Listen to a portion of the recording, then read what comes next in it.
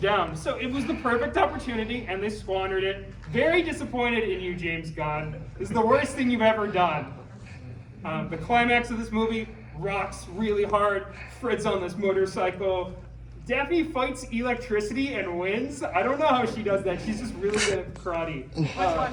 Velma's taken over by Venom. There's going to be questions later. There's Venom right there. And Scooby-Doo does the most 2000s thing ever. He rides on a skateboard to save the day. And there's the rock theme of the Scooby-Doo. Rock version of the Scooby-Doo theme playing in the background. It is probably the most anime Scooby-Doo has ever been.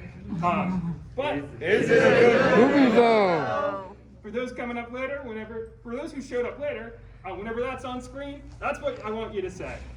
Not really. It's not really a good movie. There's some juvenile humor. There's some, forced comedic relief. There's like 13 licensed songs in the soundtrack. It's just constantly licensed songs from people like Bowling for Soup, Simple Plan, New Radicals, Apache Indian, Big Brown, Fatboy Slim. I'm not going to read the whole thing. And there's some subplots that aren't that great, but the movie has the energy of a kid telling an adult a really good story. And then the adult has to figure out, how the hell am I going to turn this into a feature-length film? And there's also the legendary, it's better than most live-action Scooby-Doo adaptations that you might find in your local theater. There's also the legendary after-credits scene, where you think it's going to be something like, oh, they're going to introduce Scooby-Dum in the third movie. They're going to, foreshadow that, but no, it's even better. Scooby-Doo shows on screen, and he shows Game Boy Advance secret codes for the time Scooby-Doo Monsters Unleashed. It's so cool. I feel like all movies, all their after-credit scenes, they should just be big commercials for something else. Although you could argue that's kind of what they all are already. Yeah. All right, so, number 4, moving on. We got Teacher's Pet, the movie. I saw that. So some of you guys might be like, what is Teacher's Pet, the movie? I don't know what this is. I know what it is. It's got to be the most obscure movie on this list, hands down. And it was a flop. This is the actual amount of people that went to see the movie right here. It was actually the first movie to sell 0 tickets, contrary to popular belief. It was a financial flop, and for a while I clowned it. Oh guys, look, it's Teacher's Pet the movie. Can't believe they made a full-length theatrical movie out of this really obscure cartoon. But then I saw it, and I kind of blew my mind. This movie is really cool. So Teacher's Pet, the show, is about this dog that wants to be a boy. He dresses up as a boy and goes to school with his owner, Leonard. This movie questions, what happens when school ends? Does he still want to be a boy? What happens if he became human? And, kind of puts a bow on questions that the whole series has asked and acts as a series finale. The art style was done by the Cranium guy, Gary Baseman, and this movie is so ugly in a really good way. All of the character designs are kind of cute and ugly at the same time. It's very in your face with the animation, a lot of squash and stretch, and pretty much every frame, I think, just looks funny on its own. It's a road trip movie. A lot of these are road trip movies. So you get to see a lot of the different locations. There's a lot of really good angles, coloring. And I really like about the backgrounds is it all kind of looks like it's painted on, like a painting. I wrote this down, I can't remember the words. I did a lot of preparation for the panel, you guys. There was no new video in the past 3 weeks, all because of this. The voice cast is great. Nathan Lane is Spot the dog. That's Timon from The Lion King. Kelsey Grammer is the villain. And his catchphrase is "Don't call me daddy." I forced my friends to watch this movie with me, and this is the only thing they retained. They constantly say "Don't call me daddy" to each other. Tell the Sideshow Bob. Yeah. Kelsey Grammer plays Sideshow Bob, and he sings because this is a musical. Some songs kind of mid. The one Jerry Stiller's character has, Bird, kind of mid. There's one by the guy who sings like "I'm Just a Bill" from Schoolhouse Rock, whose name I don't remember. Jack Sheldon. Jack Sheldon. I wrote it down. I swear. That one slaps. There's an extension of the theme song, and I feel like all these movies are legally obligated to have that. It's completely necessary. There's a Les Mis style. One Day More, end of the Act 2 song with like 6-part harmonies. That one's great too, but is it a movie though? Yes. Nah.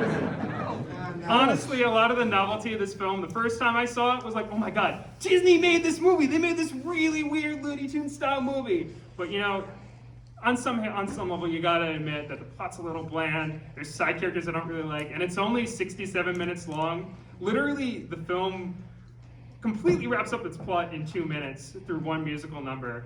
Not the way I would have done it, but if you just want to get in, get out, it's pretty good for that. You don't have to have actually seen the show to understand the movie, but it doesn't reflect on the show the best.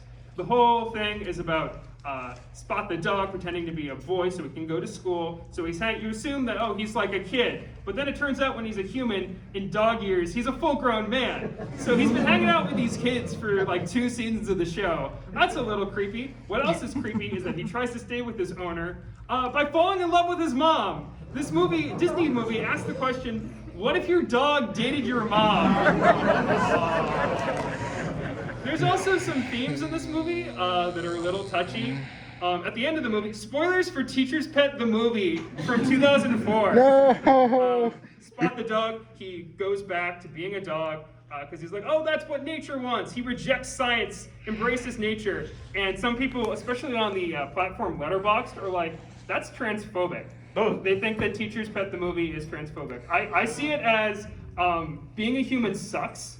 Because you gotta pay rent, you gotta live in an apartment, and you don't get to spend time with your owner.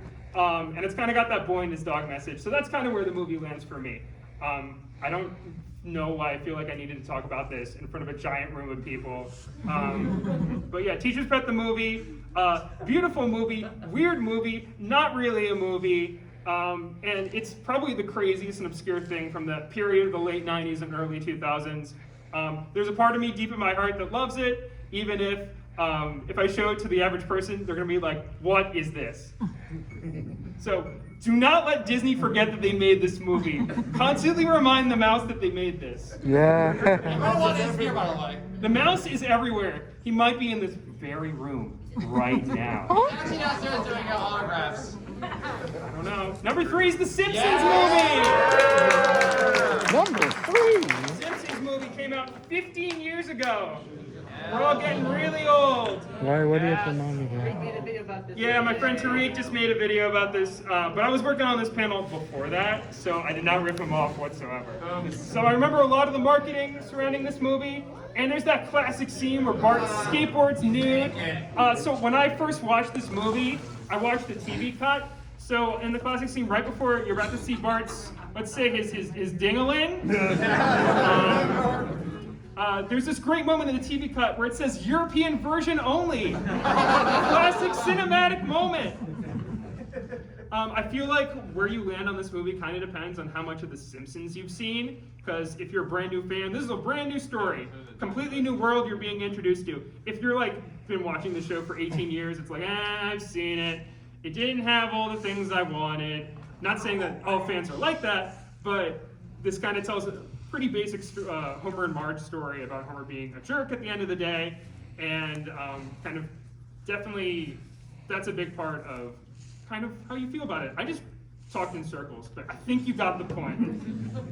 There's some things as a fan I'm not a huge fan of. There's a Arnold Schwarzenegger parody in the show called Rainier Wolfcastle, who's a famous actor who plays McBain, but they wanted to make fun of how Schwarzenegger became the governor of California and became a politician. So instead of using Rainier Wolfcastle, they're like, audiences don't know who that is, so let's make him a new guy. It's just Schwarzenegger, but we'll use the same design. Weird creative choice. There's also, in the show, there's the classic location, Moe's Bar. The sign says Moe's, everyone's knowing, but random people, theater goers, they're not gonna know what Moe's is. We gotta say that it's Moe's Bar. We gotta put the sign that says Moe's Bar on the sign. And you know, it's weird that they kind of didn't really expect the average theater goers to know who a lot of these very popular and very well-known Simpsons characters were. The exception to this is like Moe. In the first teaser trailer for the movie, Moe is the mascot of the Simpsons movie. There's like no Simpsons characters in one of the first teaser trailers. It's just Moe. And then, let's take this bartender that's known for being really scummy and make him the mascot of our family movie. I respect that.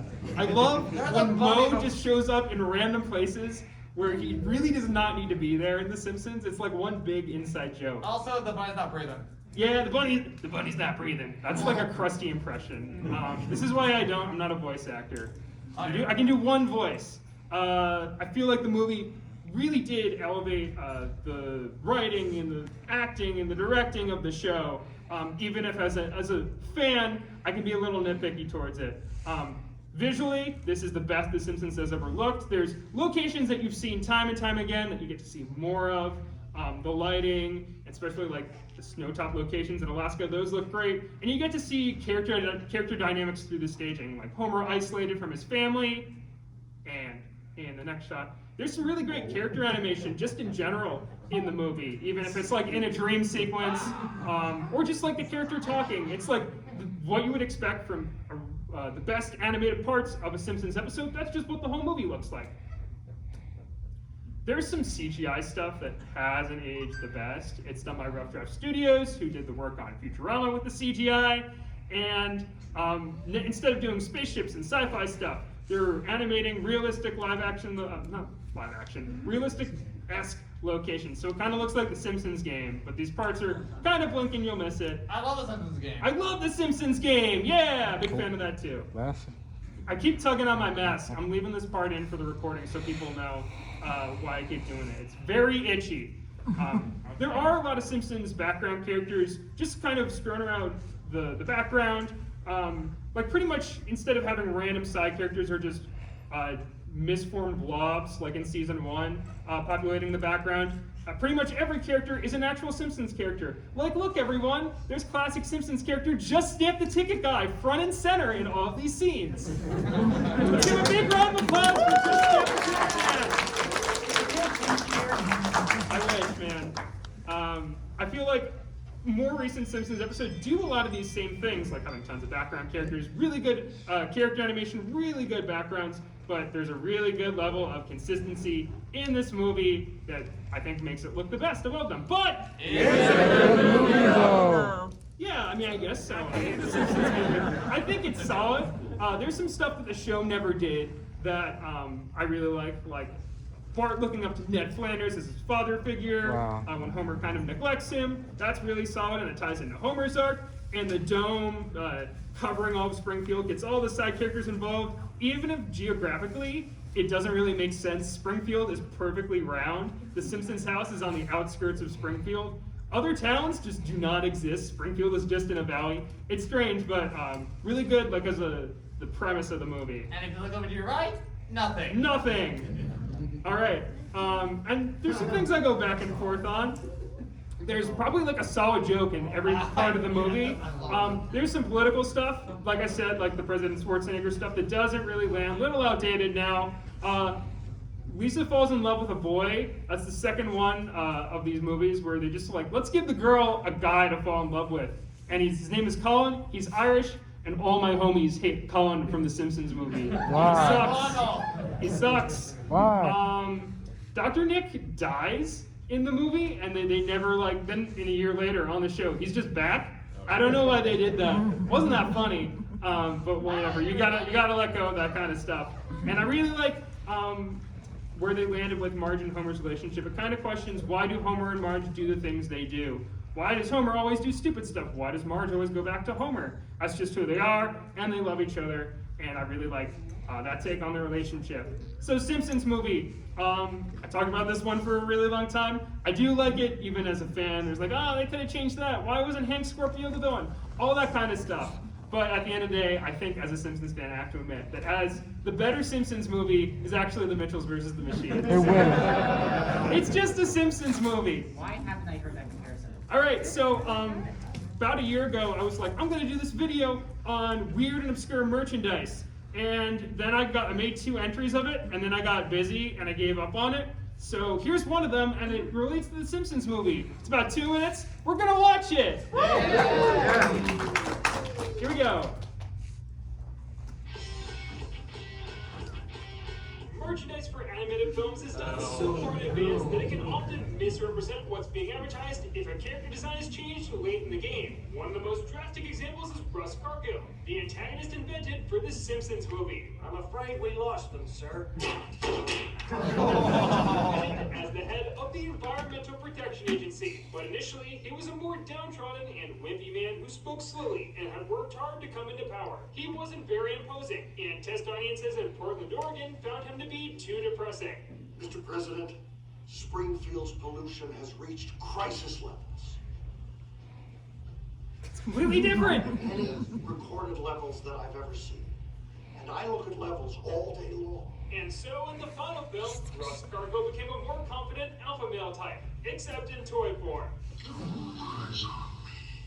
Burger King's line of talking Simpsons movie toys featured his original design, although dressed in a different outfit. Marge and Nelson's figures also featured a multi-eyed raccoon, which would be replaced with a squirrel in the final film. They were also too cowardly to depict Bart in the nude. Oh my God. Harlan toys. I think the Simpsons movie would have been less compelling if its villain had a weaker presence. So this was one of the better changes made, even if it confused Burger King customers across America. Although I will always wonder why they got rid of this bit with Homer hitching a ride from a sausage delivery man. Time to check out my sausage. Checking out my sausages.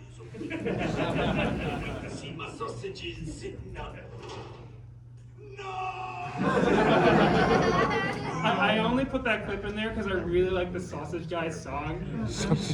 No one talks about the Sausage Guy song. All right, so number 2 is the Powerpuff Girls movie. Just like Teacher's Pet, it was not very critically or financially successful, and it kind of stopped future Cartoon Network movies from being made. But we'll see. I'll show you guys why it's towards the end, at the top half of this list.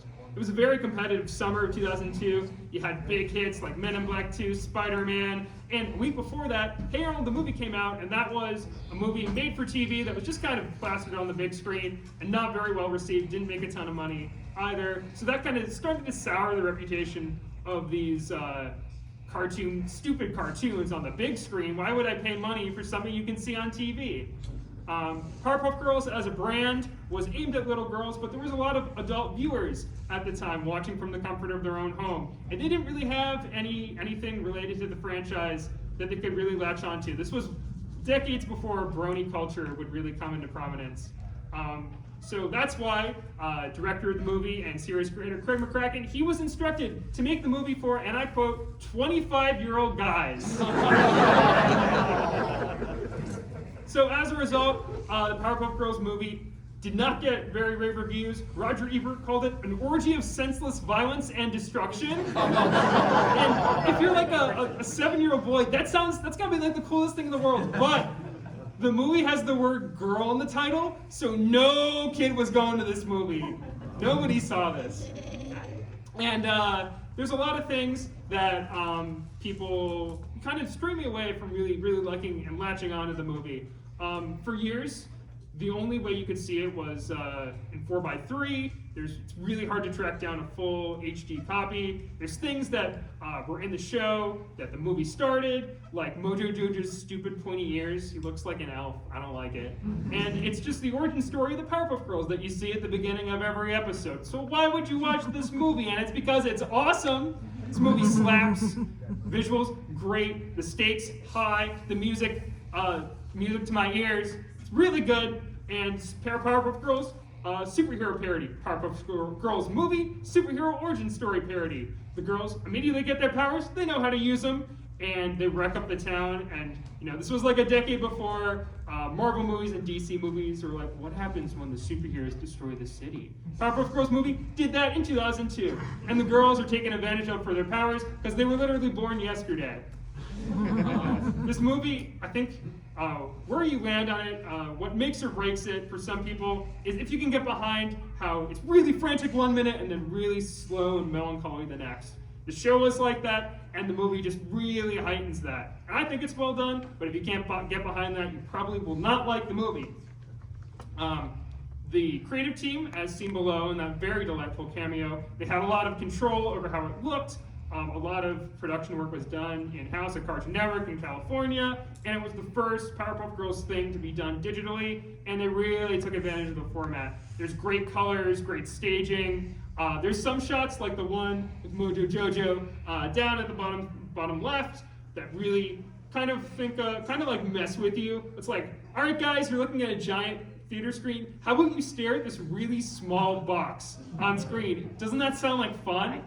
I think this is Kennedy's work. I don't know. He didn't direct the movie. I think he was the art director. But that's besides the point. Some of the action sequences run on for too long, but dude, I don't care. Look at how cool it is. This is just how I generally feel about the movie. There's some things that are a little rough around the edges. Like, they love duplicating their monkeys. They love copying and pasting their monkeys, which is very relevant in today's times with NFTs. And they second NFT joke in a row. This panel is going to do really well in the long run. Very It's topical. going to hold up super well when I look back at it in a couple years. They also duplicate their flames a lot.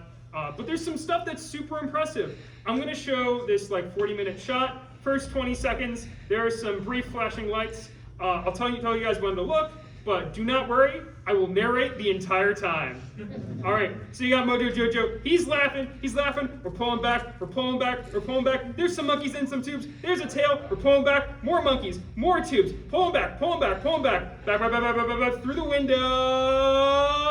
We're still pulling back. Through the city. There's the observatory. There's the volcano. We're pulling back. There's the night sky. Here's the city of Townsville. We're pulling back. We're still pulling back. This is still one shot. We're still pulling back.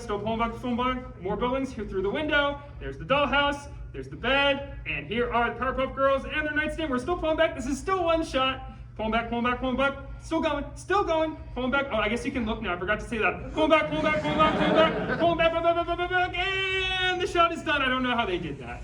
That's awesome. What? Yes! No? Yes! I don't know, guys. On some level, there's some stuff that's cinematic, like they have that master shot, but the whole half the movie is Act 3, and the moral is just monkeys destroying things. I mean, come on, it's not a Hollywood movie. But it rules! It's great! I still love it. I'm just screaming for this entire panel. That's all it is.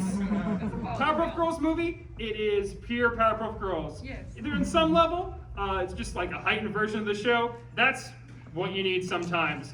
And in some ways, it might be good. The Cartoon Network stopped doing theatrical movies because they peaked here. They started good and they ended good. All right, now we got some honorable mentions. I think we got time for that. So first, Josie and the Pussycats. This is a fully live action movie. It's kind of loosely based on the cartoon. There's some acting, then some plot points that don't hold up extremely well. But it's like a really cheesy, super 2000s movie, really on the nose take on consumerism. I think it's fun. It's really just like a good flick to throw on. Good flick to throw on. Yeah, that's what I wanted to say. Teen Titans Go to the Movies, which I alluded to before. I don't really think there's anything this movie does that other movies on the list do better. But when I watched it in 2018, I had a blast. It really subverted my expectations. I love when movies subvert my expectations. That's all I want from cinema. It's got the funny butt joke in the movie. Love that. Beavis and Butthead Do America. This and the next, judging by the applause, this should have been on the list. I personally have not seen enough of Beavis and Butthead to really do it justice. I gotta watch it at some point. It's on the list. Whenever someone's like, you should watch this show, you should watch that. Nick, you should keep up with trends in TV. It's on the list. I gotta watch 5 seasons of Fairly Odd Parents. That's my job. So yeah, Beavis and Butthead Do America. I'm impressed by how it takes like a slacker comedy and turns it into a high-stakes espionage plot. Third act drags a little bit. By that point, you're in it, you're invested. It doesn't really matter. Last one, South Park. Bigger, longer, and uncut.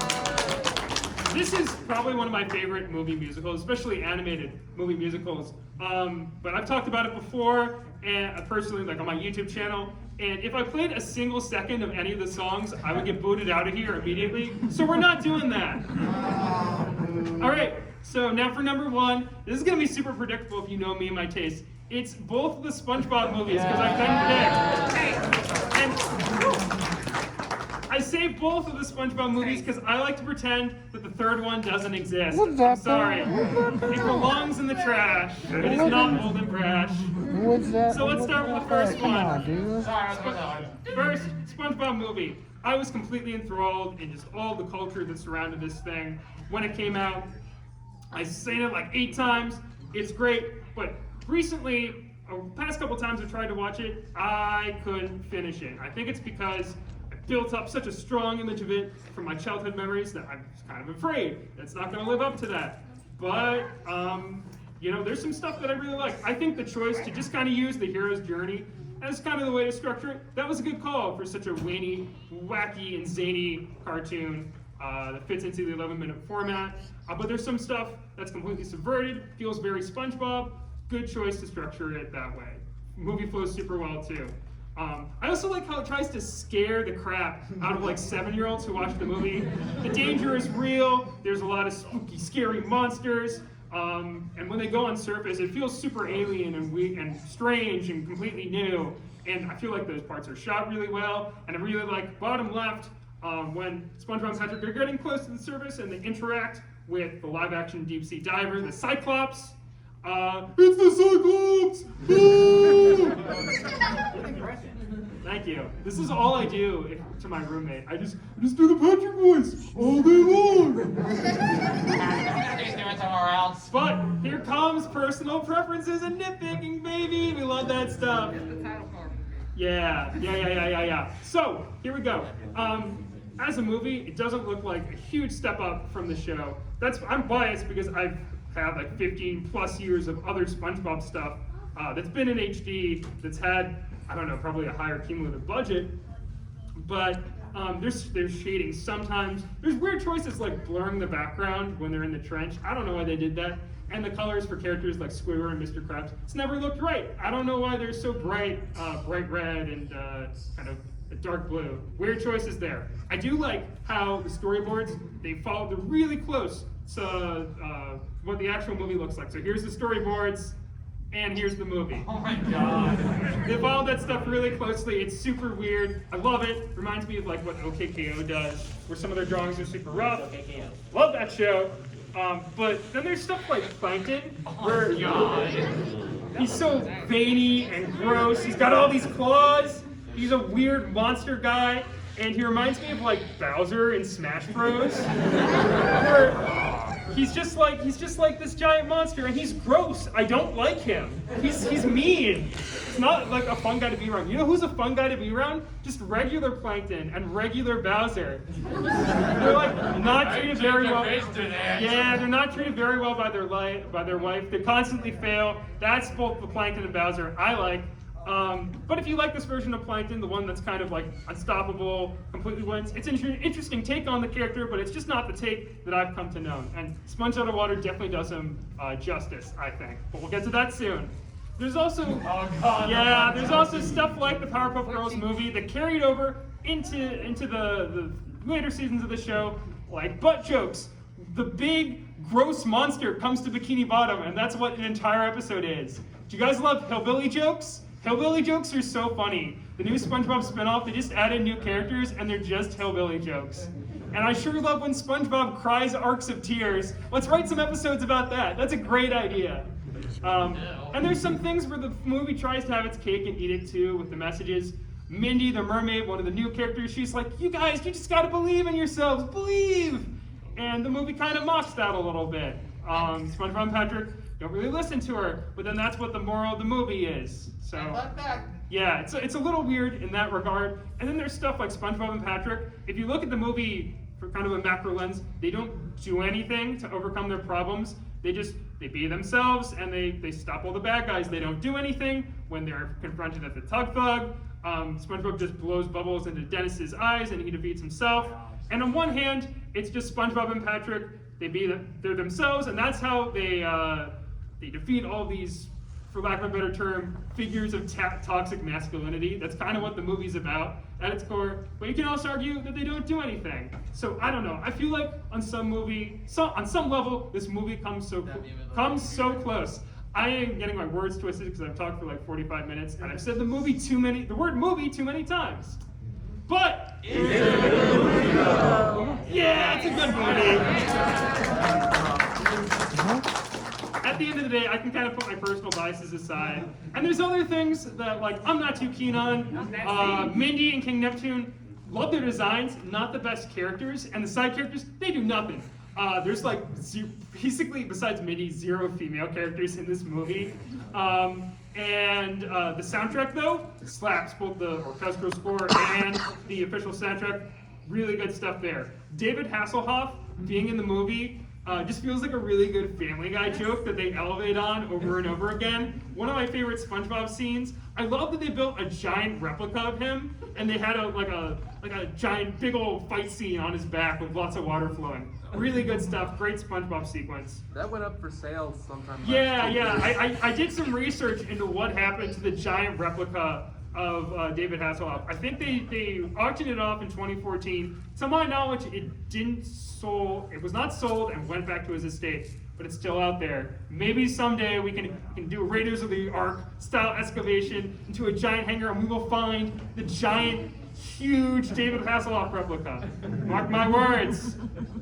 So let's talk about the SpongeBob movie, Sponge Out of Water. I think as a movie, first SpongeBob movie is better, but this opinion is controversial to all my friends. Sponge Out of Water is like a better representation of SpongeBob. Better SpongeBob movie. I've always been saying that. Good! That's the right opinion. You guys can have your own opinions, but that's definitely the right one. You forgot that's the right opinion. I've seen this movie about as many times as the first one. I've seen it 7 or 8 times. Last time I saw it, I'm like, I just want to cut this movie up. I want to get rid of all the stuff that seems forced in by executives, like the seagulls when they go on the surface. That stuff's lame. I just want SpongeBob stuff. But I don't know. When I take a closer look at it, I think it's all just cool. I really vibe with this movie. And people say that, oh, it's just a bunch of 11-minute segments strung together. I say that Plankton has a pretty good arc here about learning the value of teamwork. You get a little insight into his head. Yeah, TM work. That's what Plankton calls it. And I also like the way they do the typical third act breakup in the movie is Plankton thinks he's learned what teamwork is, but then he throws SpongeBob under the bus, and you kind of see the gears turning in his head. When he realizes he's screwed up, it's very subtle, kind of a blink of, and you'll miss it, arc in the movie. And I think in some ways it kind of does the themes of that SpongeBob episode fun a little bit better, where in that episode SpongeBob tries to betray Plankton, but it turns out Plankton was just using SpongeBob as a way to get to the Krabby Patty, but here, SpongeBob's right. His optimistic mindset that prevails, and Plankton actually changes. He becomes good. Until the end of the movie, where Plankton goes back to trying to steal the Krabby Patty formula, and he claims that he's just putting things back the way they were. And when I first saw this, I'm like, oh, that's a cop-out. All the movie, they were building up to Plankton being a good guy, and now he's just going back to the same old Plankton he was. But then I realized, I took a step back, and I realized, wait a second. The whole movie is about Antonio Banderas' pirate character Burgerbeard, that's his actual name, and he takes the story of SpongeBob and he takes the Krabby Patty secret formula out of it, and he stops the story. Bikini Bottom completely falls apart, and it ceases to function, and the whole movie is kind of about the importance of the status quo, and how it's important to have a regular schedule and completely move on.